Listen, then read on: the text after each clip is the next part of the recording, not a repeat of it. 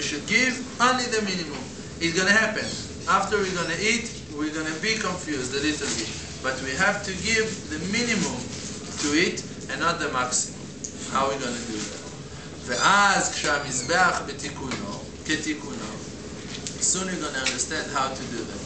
ואז כשהמזבח כתיקונו, and then when the altar is going to be fixed, when your achilah is going to be in kedusha, היינו שהאכילה בכשרות כראוי, that you're eating like you should, means that all of the things that you're eating are kosher, me'udar, and that you're eating like a person, like a human being, and not like an animal, that you're not chasing something in your plate.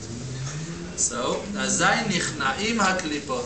So then, all of those bad things that are in option, that they are in power, that they want to control the person, they want to jump at him.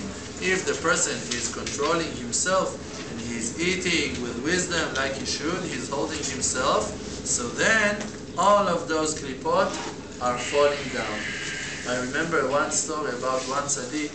He was in the Holocaust and he saw that the Nazis, they are trying to ruin the Jews' spirit also, not only to kill the bodies, also to ruin their spirit. And he saw, for an example, that the Rav Zev Lebovich, once he said that people, that once he was always, when he was eating, if someone was there, he was sharing his food. He would never eat if there is another person in the room and he did not share his meal with him. Why? He said why? Because he saw one time in the Holocaust that the Nazis, they let the Jews, they were tying them to chairs, to their seat, and they put a lot of food on the table and they starved them to death while looking at that food. And they let them die seeing that food from hunger. Hours, days, let them starve seeing cooked dishes and amazing food. And they died like that. And after it, they released their dog, and the dog jumped on the table and ate that food. After they finished their joke, they let the dog eat it. And that dog died because of that food. And Rabbi Zev Lebovich explained that it was because of the Ain Ra'ah, the bad eye, that the Jews had on that food. They hated it so much, they were so frustrated that they had Ain Hara on that food. Because of that Ain Hara on that food, that dog died. So you're not allowed to eat when someone else is looking at you, because you can never understand what he thinks when he looks at you eating. You can never imagine what he thinks. I'm not saying to no one not to eat, Baruch HaShem, but you should understand, you can never tell what he feels now. Maybe he's hungry. Maybe he haven't eaten for 2 days. So that person that I wanted to talk to you about him, he said that when he got to the camps, he understood one thing. He said, to take the humanity from me, this is my job, not to let them take the humanity. I rather to die than to sell my Jew soul. Who is Rabbi Zev Lebovich? Rabbi Zev Lebovich, it's one of the tzaddikim that passed away 1 year and a half, almost 2 years ago. Who was he? He was a tzaddik in Bnei Brak, Rabbi Zev Lebovich. He was a Rav, also one of the rabbis of Rav Shalom Arush. Rav Shalom was his helper for 6 years. He was with him, meeting him a lot, Meshamesh Oto, for 6 years. He's tziyun in the cemetery of the Chazon Ish in Bnei Brak. Was he the one who came to Rav Arush in a dream and told him about the 3 things? Yes. So, that story about that person in the Holocaust, I don't remember, Letzari Arav, I don't remember his name, but he said that he felt that there is 2 wars, one on the body and one on the soul. And for an example, he said that all of the Jews, because they were so hungry, they were walking with their plate Everyone had his own plate to eat when they're gonna give something to eat. So because they wanted to be first in line, because they didn't want to lose their dish, their something that they're having. So all of the day they had it in mind. They were so hungry, so all of the day they were walking with their plate, that when the moment of food gonna come, they're gonna be the first to hand it over to get something. And he decided that he will never gonna carry it with him. That person that I was talking about, not of Zev Lebovich. No, not him.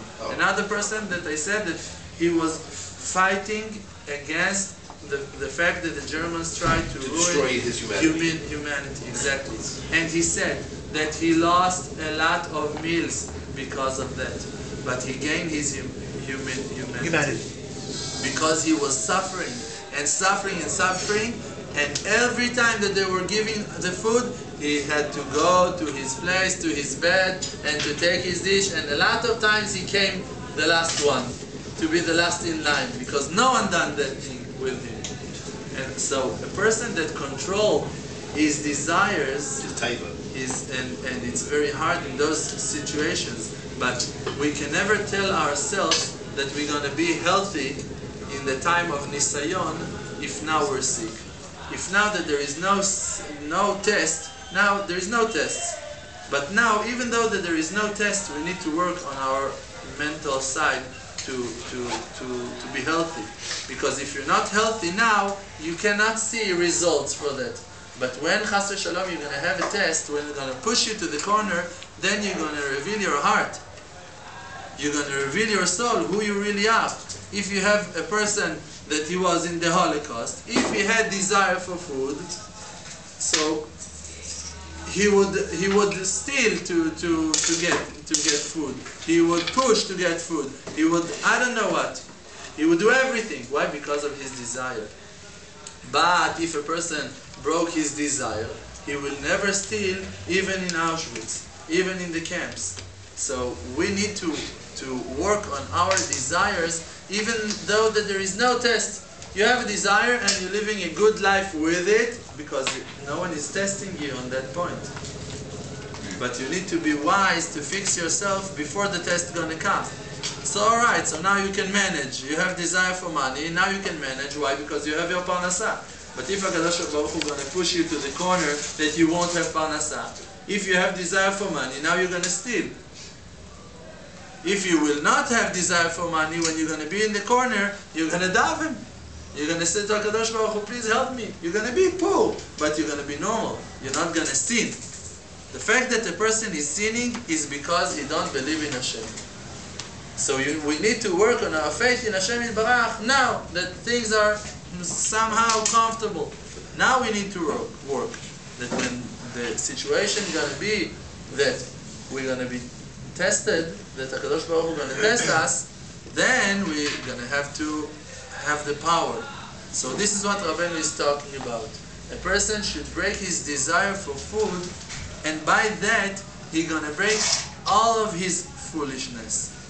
Why? Because he's breaking his imaginations. Because actually there is nothing here. So if you're not, you have the same plate, you have the same food, and the fact that you're jumping at it now and you're not waiting another 5 minutes, it's just because you have dimyonot, imaginations in your head, that it's going to run away, that you're so hungry, that something's going to happen. Nothing's going to happen if you're going to wait another 10 minutes. But let's see you stop yourself for 10 minutes. Let's see you not putting salt on your food now. Alright, it's not so tasty like it's going to be if you're going to add salt. But it's not going to change nothing if you're going to put in it, or if not. Just it's going to affect your imagination that you want to eat more sweet and more salty and more, I don't know, hot. That it's going to be hot when you're eating it. What is different? Actually, if you were normal, you would understand that there is nothing into it. You need to grab something into your mouth to chew it, and this is it, to continue serving HaShem Yitbarach now. We need to understand that always. We need to break our desires when they're small. And then when they're going to be strong, when we're going to have the time of test, we're going to be able to deal with test. So it's a present that HaKadosh Baruch Hu is letting us to have our desires, and still He's not punishing us on every detail. Still He's letting us to be like that. Now you can work on your desires to get out from your foolishness, and when HaKadosh Baruch Hu is going to test you, you're going to be worthy. You're going to have the power to deal with those tests. So when a person is breaking his desire for food, like that he's eating like a human being, you should always think how my rabbi is eating. I'm not talking about myself, I'm not your rabbi, I'm crazy in all terms. But I'm talking about our Rav Shalom, how he is eating. I need to eat like him. I need to eat like him. This is a figure of a human being, person that is polite, that is never pushing. That there is a story about Rav Berland that his wife told that story, that she was learning in the midrasha in the same school that he was learning in. He was learning in the boys' side of that school, and she was learning in the midrasha of that school. And she knew him when they were kids also. She knew that person before their marriage, when they were young. And she said that one time she saw him when he was 14 or 15. They had a sport class, shiur hitamlut, something like that. Gym class. Gym class. And she saw that all of his class were running in the end of the shiur to the water, to Birzia. The water fountain. Water fountain? Fountain. I can never say. Water fountain. Like water fountain. You know, when the water comes out of the little hole. Exactly. And he got to that place one of the firsts. But because that people, other kids wanted to drink also, he stood aside and he didn't push and he didn't get inside. And they were all sweating and running, and only after everyone finished drinking, he went to drink also. So you see that it's a decision that you have. Everyone is thirsty, but you're going to drink. Even if you're not going to drink, it's going to be okay. And even better, if a person, chas v'shalom, going to die on Kiddush HaShem because he's given up so much, because he's letting, so you're going to be a huge tzaddik. You died on. So what the worst thing, you're going to die on Kiddush HaShem. Is there something better than that? One time the students of Rav Berland, they told him there was a lot of stabbings and murdering by the Arabs, the Ishmaelim, Arurim in Shar Shechem, in the old city. So the Avrechim of Shuvu Banim, always they're going through Shar Shechem to the yeshiva in the Rova Muslimi, inside of the old city. So in that period of time, there was a lot of stabbings and horrible things over there. So they said to Rav Berland, we're afraid to come to the yeshiva. So he told them, you think that you have the privilege to die on Kiddush HaShem? Nothing gonna happen to you. You can walk, no one gonna stab you, nothing gonna happen to you. You don't have the privilege to die on Kiddush HaShem. It's like that story about the president